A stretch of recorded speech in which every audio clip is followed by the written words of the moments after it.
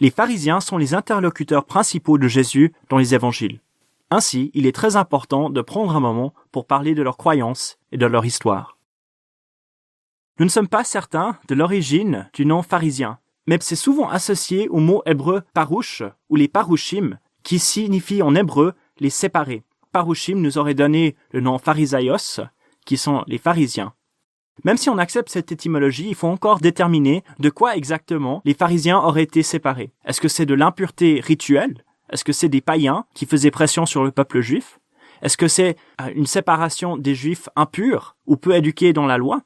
Bon, on ne sait pas la réponse à cette question, mais quand même, cette notion de séparer peut être utile pour se souvenir des différents aspects des croyances et des pratiques des pharisiens. Les origines des pharisiens sont mystérieuses, mais beaucoup pensent qu'ils sortent d'un autre groupe appelé les Hassidéens, c'est-à-dire les pieux, qui étaient alliés des révolutionnaires maccabées contre le royaume grec séleucide. Les Hassidéens étaient décrits comme tout ce qu'il y avait dévoué à la loi, et ils voulaient sauver la loi de Moïse et la religion juive des attaques des persécuteurs. Et beaucoup des Hassidéens sont morts pour la cause. Leur but était de préserver la foi de leurs ancêtres et de résister à l'hellénisation, mais pas de gagner forcément une indépendance politique. Les pharisiens apparaissent pour la première fois sous ce nom, en conflit avec les rois hasmonéens au sujet de la légitimité des rois souverains sacrificateurs, parce que les descendants des Maccabées, qui étaient rois, avaient combiné ces deux pouvoirs entre eux. Et il semblerait que les pharisiens aient résisté pour diverses raisons à cette combinaison de pouvoirs. Ils voulaient laisser les hasmonéens régner, mais pas être les souverains sacrificateurs. En cela, ils se sont opposés aux Sadducéens, qui se sont alliés aux hasmonéens et voulaient protéger leur pouvoir. Les pharisiens deviennent assez rapidement un parti politique de résistance contre ces monarques juifs hasmonéens, et ils vont même aller jusqu'à participer et peut-être même mener une révolution contre le roi hasmonéen Alexandre Janet. Mais Alexandre Janet va gagner, et des centaines de révolutionnaires et beaucoup de pharisiens sont crucifiés publiquement. Malgré cette répression écrasante, les pharisiens vont retrouver un peu de pouvoir politique sous la femme d'Alexandre Janet. Alexandre, en mourant, reconnaît que sa femme aura besoin de l'appui populaire que les pharisiens peuvent lui amener. Et donc, il conseille à Alexandra, sa femme, de s'allier aux pharisiens. Et donc, lorsque reine Alexandra vient au pouvoir, elle va donner une influence politique aux pharisiens qui vont entrer au Sanhédrin. Mais par contre, ils vont rester minoritaires au niveau politique, même à ce moment-là. Lorsque nous arrivons au temps de Jésus, les pharisiens semblent avoir plutôt transitionné de la politique à un groupe très concentré sur les questions religieuses, surtout les questions de la vie religieuse du peuple. Ils sont devenus le parti religieux le plus influent parmi le peuple. On peut décrire les pharisiens comme un mouvement de renouveau spirituel et religieux qui cherche à résister à l'hellénisation du peuple. Leur but, c'est que le peuple reste fidèle à Dieu et fidèle à la loi qu'il a donnée malgré toutes ces pressions externes. Les pharisiens voulaient que tout le peuple juif suive la loi et ils montraient l'exemple eux-mêmes.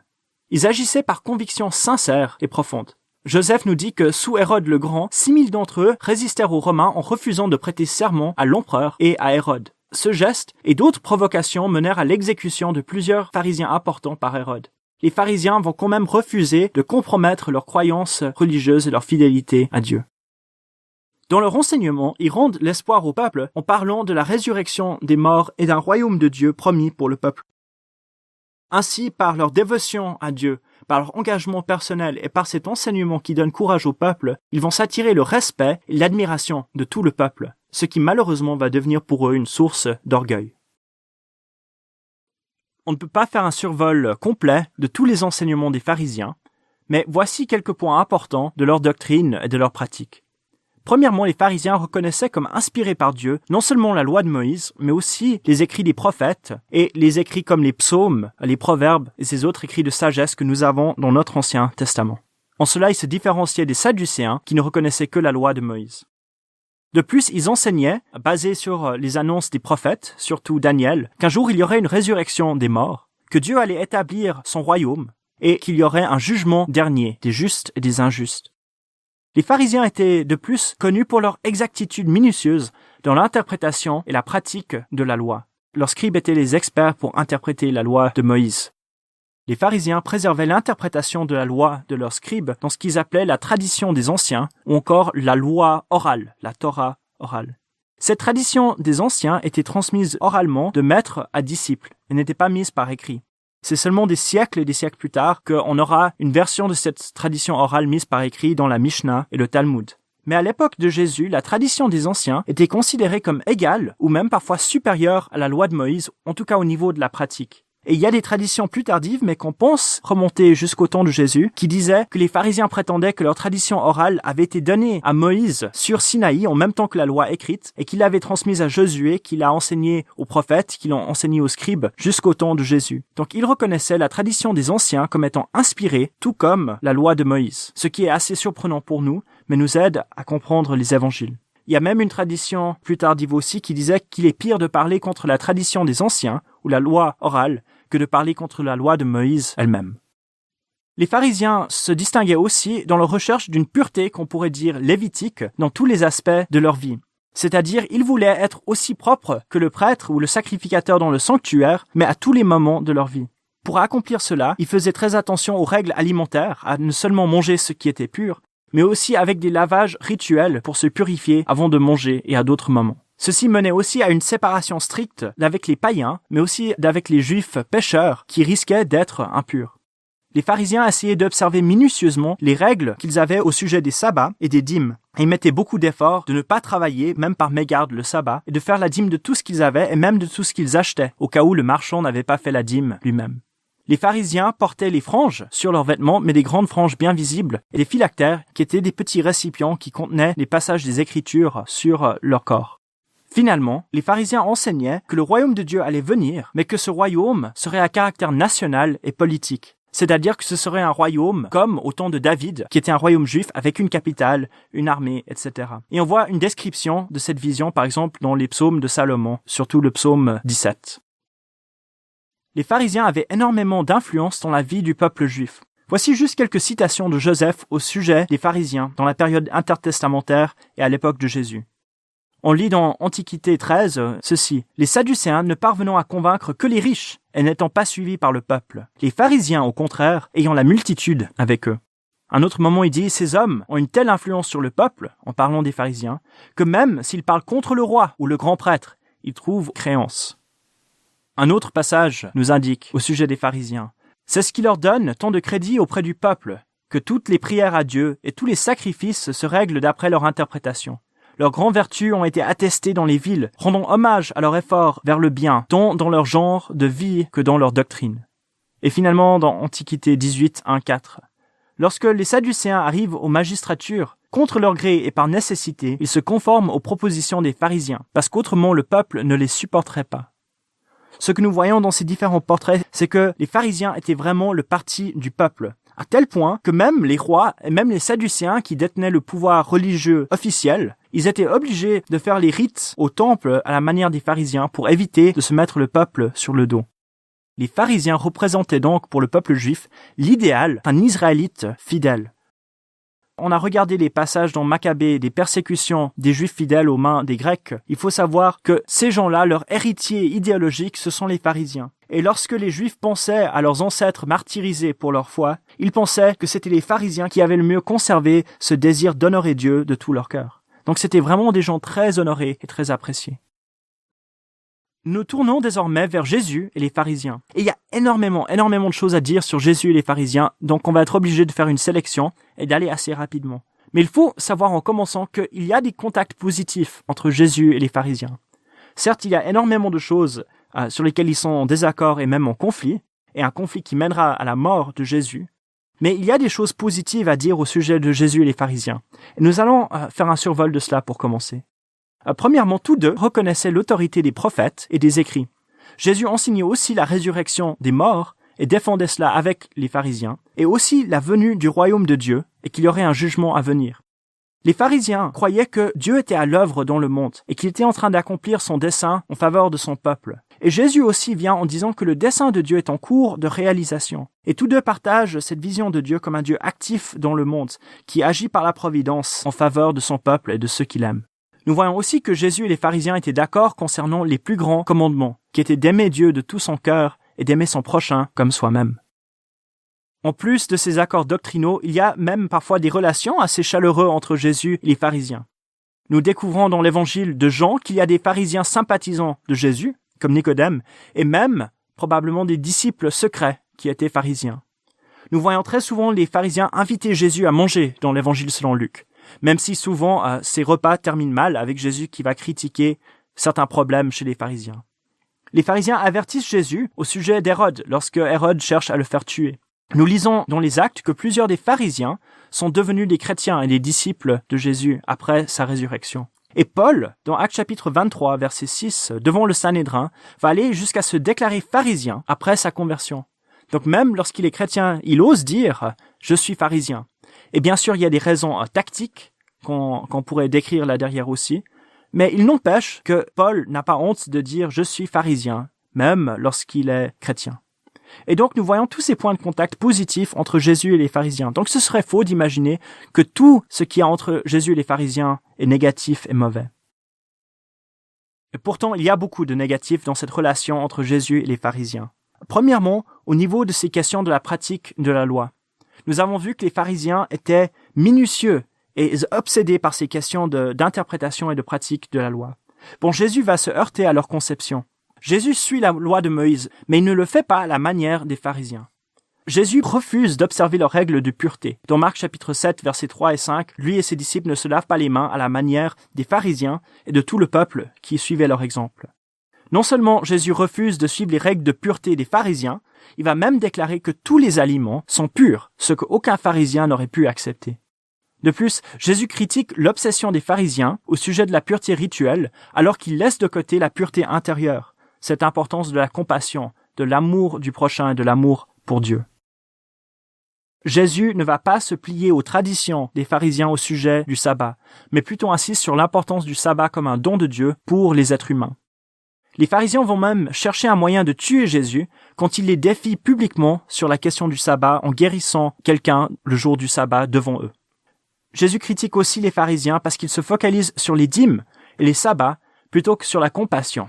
Et ils ont ainsi raté l'essentiel de la loi. Donc, sur ces questions de pratique de la loi, Jésus ne fait pas de compliments aux pharisiens. Au contraire, il les critique pour avoir suivi la mauvaise voie pour honorer Dieu.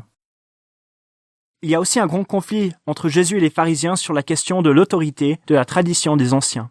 Comme nous avons déjà vu, Jésus refuse d'observer la tradition des anciens dans sa propre vie.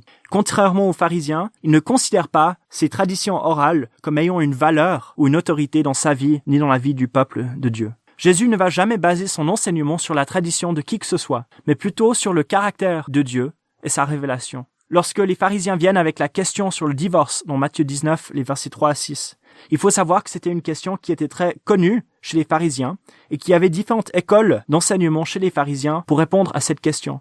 Mais Jésus ne fait ni appel à un rabbin ni à un autre pour défendre sa réponse, mais plutôt à la création de Dieu. Jésus voit tout le mal dans le fait que les pharisiens ont élevé la tradition des anciens au même niveau et même à un niveau supérieur que la loi. Et il va condamner les pharisiens pour avoir contourné la loi de Dieu en suivant la tradition des hommes plutôt que la parole de Dieu révélée. Jésus refuse aussi de suivre les pharisiens dans leur idéal de séparation d'avec les impurs et leur séparation du peuple. Nous voyons dans les évangiles Jésus qui mange avec les gens impurs. Par exemple dans Marc chapitre 2, les versets 15 à 17. Et ceci choque les pharisiens qui sont outrés de voir un enseignant de la parole de Dieu et de voir un prophète ou un messie potentiel en train de manger avec les gens impurs. Nous voyons Jésus qui refuse de repousser et de rejeter les gens qui sont connus comme pécheurs. Dans Luc chapitre 7, les versets 36 à 50, la femme pécheresse vient dans la maison de Simon le pharisien pour laver les pieds de Jésus avec ses larmes. Et Jésus ne la rejette pas, tandis que le pharisien a envie de le faire. Jésus va critiquer les pharisiens pour leur mépris du peuple. Et on pense à la parabole du pharisien et du péager qui entrent dans le temple. Et Jésus présente ce pharisien qui dit « Bon, merci parce que je ne suis pas comme le reste des hommes ». Et les pharisiens semblaient avoir cette faiblesse où ils se voyaient comme vraiment supérieurs et meilleurs que le reste du peuple. Il y a un fossé immense entre Jésus et les pharisiens sur les questions du royaume de Dieu. Oui, ils étaient d'accord qu'il y avait un royaume à venir, mais cela s'arrête presque là. Nous voyons ce conflit au niveau du royaume qui s'articule d'abord avec Jean-Baptiste. Les pharisiens rejettent Jean-Baptiste qui est l'annonciateur du royaume. Il y a énormément d'exemples de cela. Mais nous voyons qu'ils ont non seulement rejeté Jean-Baptiste, mais ils ont rejeté Jésus lui-même comme Messie. Lorsque Jésus se présente et se déclare Messie, les pharisiens rejettent cela. Les pharisiens s'imaginaient que le royaume serait un royaume exclusif, avec les places réservées pour les Juifs et les places d'honneur pour les pharisiens. et les autres bons juifs comme eux. Par contre, lorsque Jésus annonce le royaume, il parle d'un royaume ouvert, d'où les Juifs eux-mêmes pouvaient être exclus et où les païens seraient invités à se réjouir. Et il y a cette parabole du festin dans Matthieu chapitre 8, les versets 11 à 12, qui nous montre cela, les fils du royaume jetés dehors, mais les étrangers qu'on permet d'entrer. Les pharisiens s'imaginaient qu'ils auraient la première place dans le royaume de Dieu. Mais ils sont clairement menacés par Jésus d'exclusion à cause de leur orgueil, à cause de leur incompréhension de Dieu, mais surtout de leur rejet de Jésus, qui est le Messie. Jésus enseigne plutôt que les places d'importance dans le royaume seront acquises par l'humilité et le service, plutôt que par une supériorité religieuse ou intellectuelle, ou même économique. On peut résumer l'attitude de Jésus vis-à-vis de toutes ces doctrines et de ces pratiques pharisiennes par ces paroles dans Matthieu chapitre 16, les versets 11 et 12. Mais gardez-vous du levain des pharisiens et des sadducéens. Alors les disciples comprirent qu'il avait dit de se garder non pas du levain, c'est-à-dire du pain, mais de l'enseignement des pharisiens et des sadducéens. Jésus avertit ses disciples en leur disant « N'allez pas vers ces enseignements des pharisiens qui sont là pour vous perdre. » En plus des questions de doctrine, Jésus va critiquer l'hypocrisie et le péché des pharisiens. Il met en évidence leur orgueil. Les pharisiens se pensent supérieurs aux autres, plus agréables à Dieu, alors qu'en fait, ils ne plaisent même pas à Dieu. Il critique le fait que ce sont des gens qui aiment l'argent, alors qu'on ne peut pas servir l'argent et Dieu en même temps. Les pharisiens, à cause peut-être de toute l'approbation qu'ils ont reçue de la part du peuple, sont des gens qui aiment l'admiration des autres et qui craignent les hommes plus qu'ils ne craignent Dieu. Jésus va les décrire comme des murailles blanchies, comme des tombeaux qui ont l'air beaux de l'extérieur, mais qui sont pourris à l'intérieur, malgré leur apparence de pureté. Et Jésus parle d'une manière très très sévère dans Luc chapitre 11, dans Matthieu chapitre 23, au sujet de cette pourriture morale et spirituelle intérieure aux pharisiens qui semblaient si géniaux vus de l'extérieur. Finalement, Jésus s'oppose aux pharisiens sur la question du cœur du peuple. Jésus et les pharisiens veulent être les dirigeants, veulent être les bergers du peuple d'Israël. Les pharisiens ont réussi à s'approprier toute l'affection et le respect des Juifs pieux. Et ils voient Jésus comme une menace par sa popularité. Ils sont jaloux de Jésus. Et donc, une de leurs stratégies, c'est qu'ils vont attribuer les miracles de Jésus aux démons plutôt qu'à la puissance de Dieu. On voit cela dans Matthieu chapitre 9 et au chapitre 12. Quand Jésus vient et enseigne, il propose une autre voie au peuple que celle des pharisiens. Les disciples de Jésus ne peuvent pas continuer à suivre les pharisiens et Jésus en même temps, et vice-versa. Dans ce conflit entre Jésus et les pharisiens pour le cœur du peuple, Jésus veut sauver le peuple de ces mauvais bergers qui mènent Israël à leur perte. Et les pharisiens voient Jésus comme une menace à leur autorité et veulent donc éliminer Jésus avec tout leur pouvoir. La conclusion de Jésus sur les pharisiens comme chefs du peuple, c'est de dire ceci dans Matthieu 15, les versets 12 à 14. « Sais-tu que les pharisiens ont été scandalisés d'entendre cette parole ?» Jésus répondit, « Toute plante qui n'a pas été plantée par mon Père céleste sera déracinée. Laissez-les, ce sont des aveugles qui conduisent des aveugles. Si un aveugle conduit un aveugle, ils tomberont tous deux dans une fosse. » Voilà comment Jésus décrit la direction spirituelle du peuple par les pharisiens. Des aveugles qui conduisent des aveugles.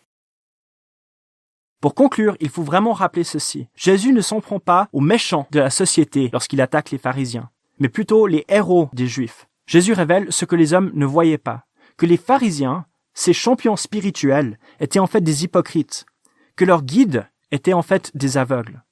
Et il ne fallait pas être comme les pharisiens pour entrer dans le royaume de Dieu. Au contraire, les pharisiens devaient se repentir pour avoir une chance d'être membres du royaume.